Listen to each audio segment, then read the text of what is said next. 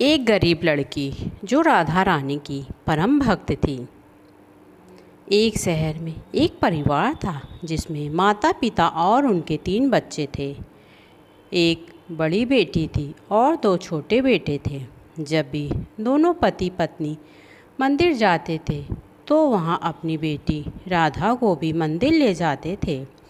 राधा प्रतिदिन सुबह शाम अपने माता पिता के साथ मंदिर जाया करती।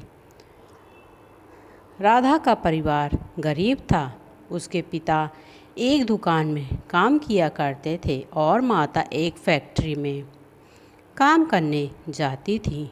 दोनों पति पत्नी सुबह उठते और नहाकर राधा को भी तैयार करके मंदिर ले जाते और वहाँ से आकर दोनों अपने अपने काम पर चले जाया करते थे।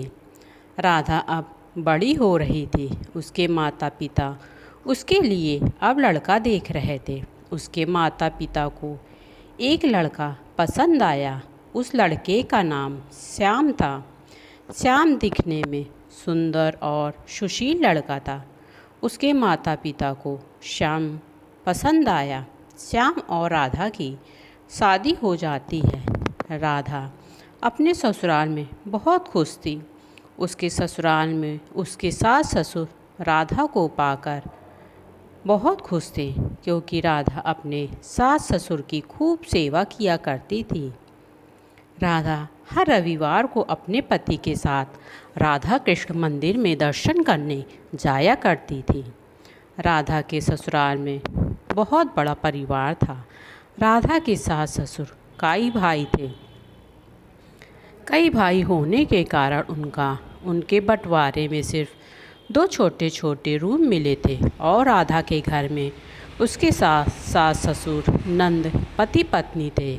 वह घर में उन लोगों के लिए काफ़ी छोटा था। सबको एक साथ रहने में काफ़ी परेशानी होती थी।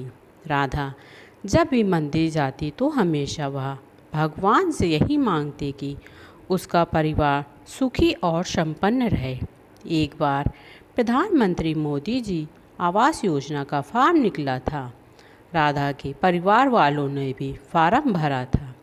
जब कभी भी मंदिर जाती तो भगवान से यही मांगती कि भगवान उसको प्रधानमंत्री द्वारा यह मकान मिल जाए। राधा ने भगवान से माना कि भगवान, अगर मुझे यह सरकारी आवास मिल गया तो वह राधा रानी को चुनरी चढ़ाएगी।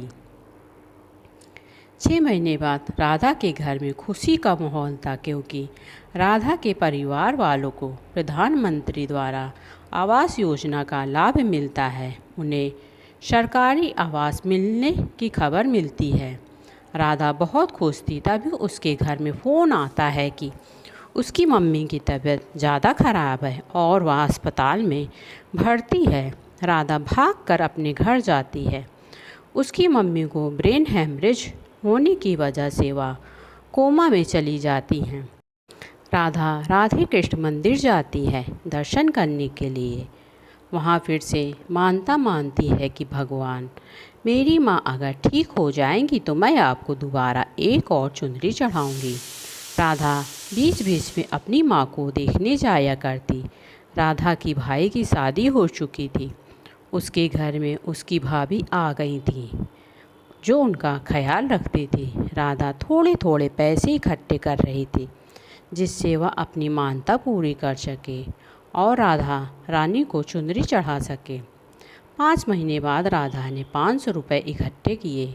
उससे माता राधा रानी को चुनरी चढ़ाने के लिए मंदिर जा रही थी तो सोची क्यों ना पहले मैं अपनी माँ और पिता से एक बार मिल लूँ। जब वह गई तो देखी कि ठंड का मौसम था। उसके पिताजी फटी पुरानी स्वेटर पहने थे जिसमें उनकी ठंड रुक नहीं रही थी। उसके भैया बेहद गरीब थे। अपने माता पिता पर ज़्यादा ध्यान भी नहीं दे पाते थे। राधा ने सोचा कि अब मैं चुनरी चढ़ाने जा रही हूँ। यदि मैं राधा रानी की चुनरी के लिए पैसे से अगर मैं स्वेटर खरीद लिए तो मैं राधा रानी को चुनरी नहीं चढ़ा पाऊँगी। राधा राधे कृष्ण मंदिर जाती है। वहाँ वह राधा रानी के लिए चुनरी खरीदती है। वह चुनरी मंदिर में चढ़ा देती है, लेकिन राधा का मन बिल्कुल भी नहीं लग रहा था, क्योंकि उसके पिताजी इतनी ठंड में फटे पुराने कपड़े पहने थे और अब उसके पास पैसे भी नहीं थे कि वह नया स्वेटर खरीद सके अपने पिताजी के लिए। बस वह राधा रानी से विनती करती है, भगवान उसकी माता पिता को खुश रखना। वह चुनरी और प्रसाद चढ़ाकर अपने घर चली जाती है। 10 दिन बाद फिर अपनी माँ और पिताजी से मिलने आती है तो देखती है उसके पिताजी ने नया स्वेटर पहन रखा है। राधा पिताजी से पूछती है, पिताजी यह स्वेटर आपको कहाँ से मिला? और उसकी माँ को शाल भी मिला था, साथ में एक नया कंबल भी था। तब उसके पिताजी बताते हैं कि बगल वाले राधा कृष्ण मंदिर गया था, वहाँ पर एक बहुत बड़ा बिजनेसमैन आदमी आया था। उसके घर में 10 साल बाद बेटी हुई थी, तो वह गरीब लोगों को कम्बल और स्वेटर बांट रहा था। उसी ने मुझे यह सब दिया है, कम्बल और तेरी माँ को शाल भी दिया। राधा यह सब देखकर खुश हो जाती है। उसको पता चल गया था कि यह सब राधा रानी की कृपा है, क्योंकि उसने सच्चे मन से राधा रानी से अपने माता पिता के लिए मदद मांगी थी। राधा रानी की कृपा से राधा को सरकारी आवास भी मिल गया और उसके माता पिता को ठंड से बचने के लिए नए स्वेटर और कंबल मिल गए थे।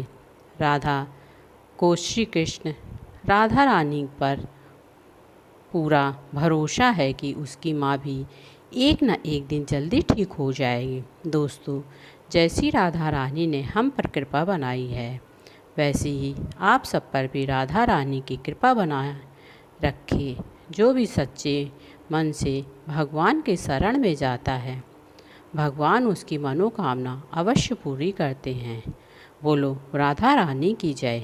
मांगने पर जहाँ हर मन्नत पूरी होती है, राधा रानी के पैरों में वहाँ जन्नत होती है। दोस्तों, आपको यह कहानी कैसी लगी प्लीज़ हमें कमेंट बॉक्स में ज़रूर बताएं। अगर यह कहानी अच्छी लगी हो तो प्लीज़ मेरे चैनल को लाइक, शेयर और सब्सक्राइब करना न भूलें। कहानी सुनने के लिए आपका बहुत बहुत धन्यवाद।